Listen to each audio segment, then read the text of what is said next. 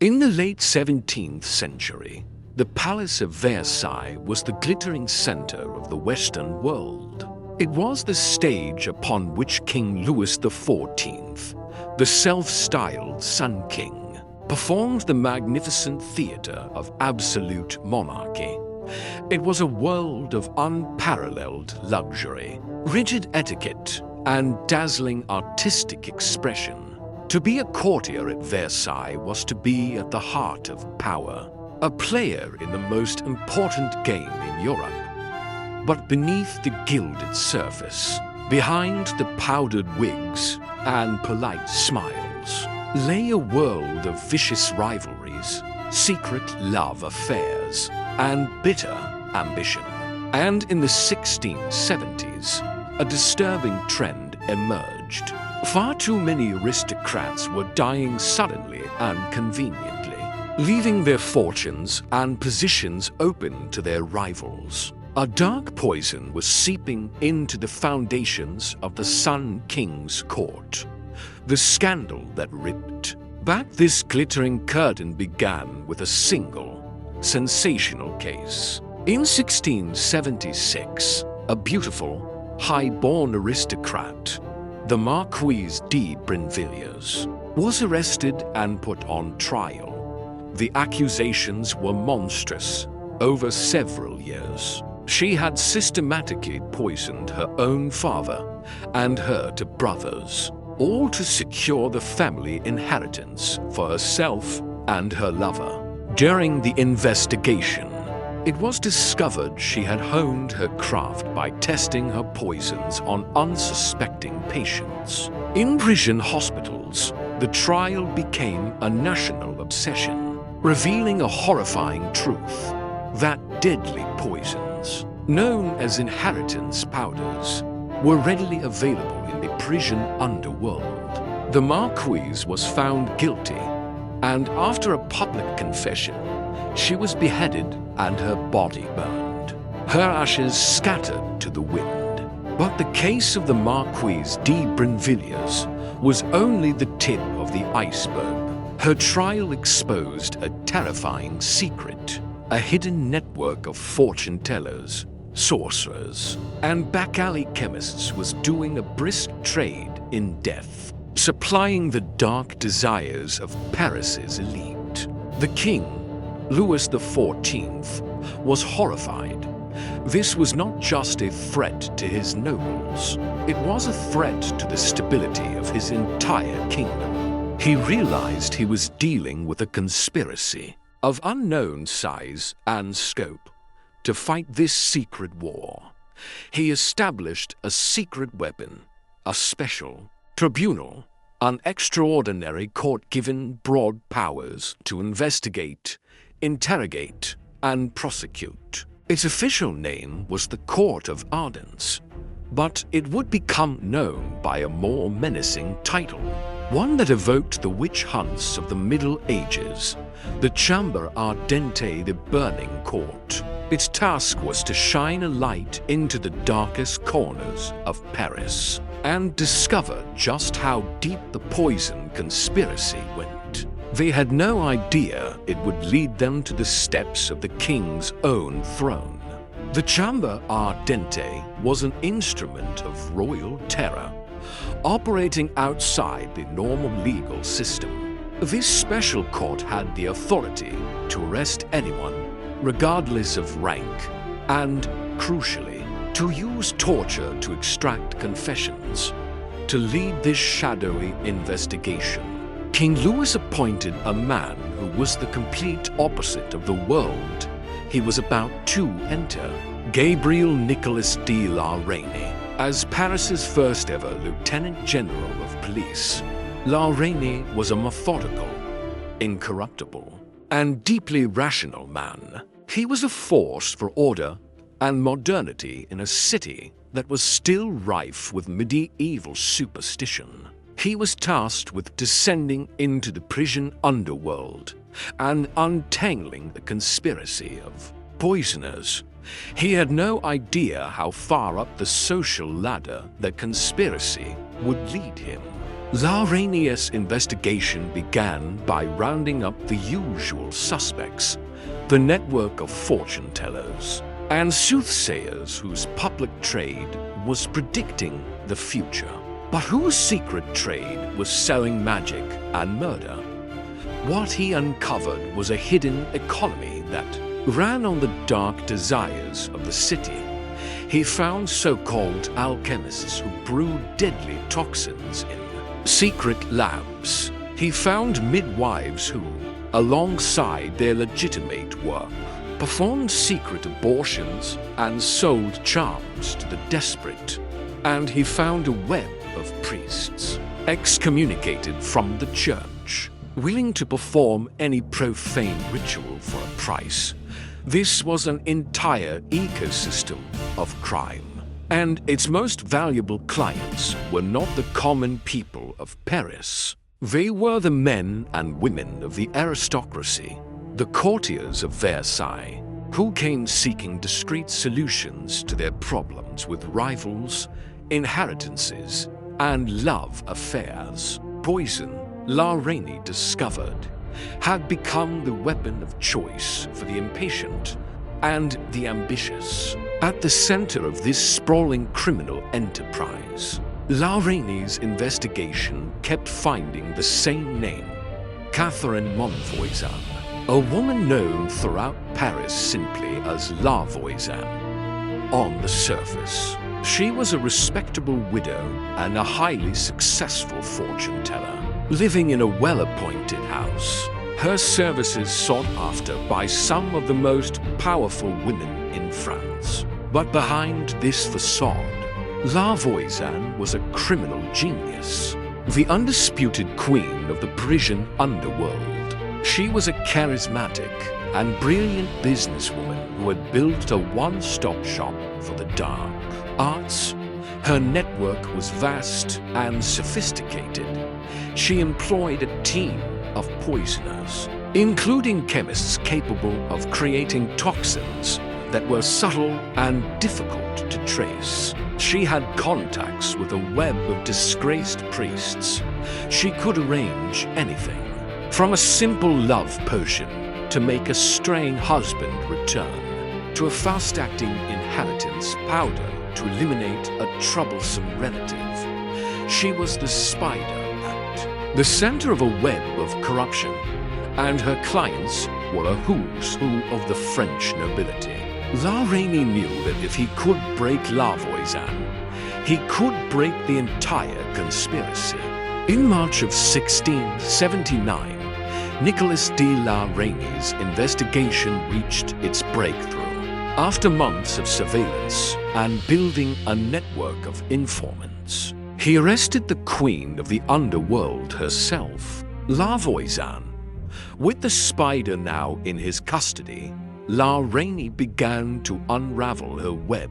Under the intense pressure of interrogation in the Chambre Ardente, and with the constant threat of torture hanging over them, La Voisin's web of associates began to break.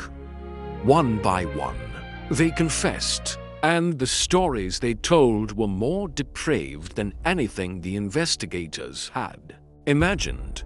This was not just a network of poisoners, it was a cult of black magic. They told stories of profane rituals known as black masses, designed to invoke the devil.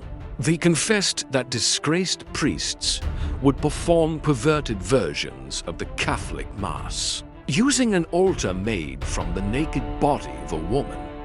And in the most horrifying testimony of all, they claimed that these masses sometimes involved the ritual sacrifice of unbaptized infants, whose blood and entrails were then used as ingredients in the most powerful magical potions. La Rainey was now investigating not just murder, but sacrilege and demonism. But the most shocking revelation was yet to come. As more of La Voisin's accomplices confessed, they whispered a name so powerful, so close to the king, that the investigators were terrified to even write it in their official reports. The name belonged to the unofficial Queen of France, the king's longtime chief mistress, and the mother of 7 of his children, the beautiful and brilliant Athénée de Montespan. The accusations were stunning. La Voisin's own daughter, Marguerite, claimed that Montespan had been one of her mother's best clients for over a decade. She alleged that Montespan had first come to them seeking love potions or love powders, laced with ingredients like Spanish fly and animal remains, to win the king's affection and secure her position at court. But as her star began to fade and younger rivals emerged, her needs allegedly became darker. The testimony claimed that Madame de Montespan herself had participated in black masses, lying naked on the altar as a priest prayed to demons to curse her rivals and ensure the king's love would never waver. This was the moment the affair of the poisons transformed from a criminal investigation into a constitutional crisis. This was no longer about rooting out a few back-alley poisoners. The corruption had reached the very heart of Versailles, the inner sanctum of the Sun King himself. The mother of the king's own legitimized children was being accused of participating in satanic rituals and murderous conspiracies. King Louis XIV, the absolute monarch, the embodiment of order and divine right, was now faced with an impossible choice. He could allow La Rainie's investigation to proceed, follow the evidence wherever it led, and risk a public trial that would expose the depravity of his own court and his own mistress to the world, shattering the mystique of his reign forever. Or he could intervene. He could shut down the investigation, silence the witnesses, and bury the truth to protect the reputation of the throne. Allowing the truly guilty to escape justice, the Sun King was trapped. His next decision would determine the fate of everyone involved. Faced with a scandal that threatened to delegitimize his entire reign, King Louis XIV made his choice. For an absolute monarch who believed he was God's chosen representative on earth, there was only one possible decision. The truth must be sacrificed to protect the throne. He summoned his chief of police, Nicolas de la Rainie, and gave him his orders. The investigation was to go no further. All testimony and evidence related to his mistress, Madame de Montespan, and other high-ranking nobles was to be pulled from the official record. The king himself would personally review the files, taking them to his private study and sealing them away from prying eyes. The Chambre Ardente, the court created to expose the truth, now became an instrument of a royal cover-up. Its new purpose was not to find justice, but to carefully manage a narrative and permanently bury the most dangerous secrets. With the cover-up underway, the state needed to provide a public conclusion to the affair. A villain was needed, a scapegoat whose punishment would satisfy the public's thirst for justice and signal that the crisis was over. That scapegoat was La Voisin. She was quickly put on trial, but it was a carefully managed show trial. She was questioned extensively about her poisonings, her fortune-telling, and her connections to common criminals. But she was never asked about her most powerful clients, the names of courtiers, and, most importantly, the name of Madame de Montespan were never mentioned. La Voisin was convicted of witchcraft and murder and sentenced to be burned at the stake. In February of 1680, she was taken to the Place des Grèves in Paris before a massive crowd. She remained defiant to the end, reportedly pushing away the crucifix offered to her. Her public execution was the full stop the king wanted. The queen of the underworld had been destroyed. The public believed justice had been done, but for the cover-up to be complete, the other witnesses had to be silenced. The dozens of associates, accomplices, and disgraced priests who knew the full truth, the ones who had testified about Montespan, and the black masses could not be given a public trial where they might speak out. For them, the king chose a different fate. He used a terrifying instrument of absolute power known as the lettre de cachet, a secret warrant, signed by the king, which allowed for a person to be imprisoned indefinitely without charge or trial. La Voisin's daughter, the priests, and others who knew too much were rounded up and disappeared. They were sent to remote fortresses across France, held in solitary confinement. Sometimes for the rest of their lives, their names were erased from records. They were forbidden from speaking to anyone about their past.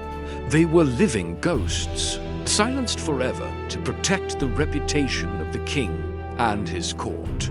And as for Madame D. Montespan, she was never charged. She was quietly disgraced, stripped of her position, and eventually retired from court, living out her life in wealth and comfort. Her darkest secrets protected by the power of the man she had allegedly betrayed. The king's cover-up was successful. The full truth of the affair of the poisons was buried, and the monarchy was saved from a devastating scandal. But the affair left a deep and lasting scar on Louis XIV and his court. The later years of the Sun King's reign were marked by a new and somber piety. The extravagant, libertine court of his middle years faded away, replaced by a more austere and religious atmosphere. The era of the powerful, official royal mistress, a position that Madame de Montespan had defined for over a decade, was over for good. The king had stared into a dark abyss that had opened up in the heart of his own golden palace, and the experience seemingly changed him forever.